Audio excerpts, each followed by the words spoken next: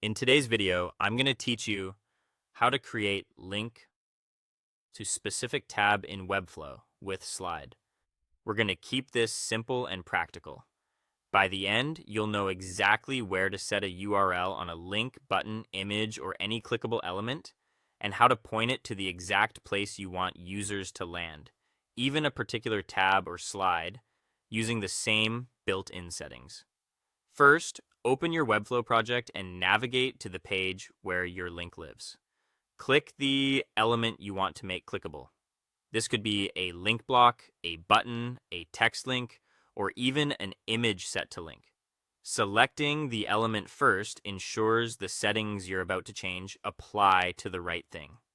Next, open the element settings. You'll find the gear icon in the top right of the designer, or you can press the shortcut key to open the element settings panel. This panel is where Webflow centralizes all link options, so you don't need any custom code to set a destination. Inside the settings, look for the link configuration. Choose the URL option so you can type or paste a destination. If you see other link types like page, section, email, or phone, that's normal. URL simply gives you the most flexibility and works for both external and internal destinations. Now, type the destination you want.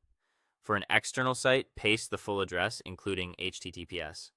For another page on your site, you can either select it from the page option or simply type the path, like our pricing. To jump to a specific part of a page, add a hash anchor to the end of the URL, such as features/comparison. That hash tells the browser to scroll directly to an element with a matching ID. If you need to land users on a specific tab or slide, the same idea applies. And as long as the tab pane or slide has a unique anchor on the page, append that anchor to the page URL with a hash. For example, your page tab features or your page slide 2. This is a clean, code-free way to guide visitors straight to the exact content you want them to see. A couple of quick tips while you're here. Make sure there are no extra spaces in the URL, use HTTPS for secure links, and consider enabling Open in New tab for external destinations when it makes sense for your user flow. That's it. You've set a URL on your element with the flexibility to target a page, a section, or even a specific tab or slide via an anchor. Congratulations.